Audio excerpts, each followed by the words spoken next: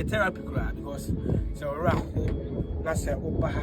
I was down when I woke up this morning, but the bedroom had me say it's a beautiful day and I really enjoyed everything here. I wish Senka would be a baby experience. You can't be in Congo without seeing the Afram River.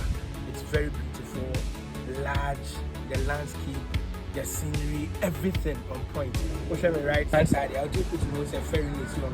The passengers are now getting on board and TB2. At the time they might see the other end. They drew one and this is so big that the cars, everything ever cool. And for only the parado and a goose and what they call everything. So I think you have to really enjoy everything. When you're police one, there are lots of amazing stuff around here. And I wish I will come with my people once again to do it bigger and bigger.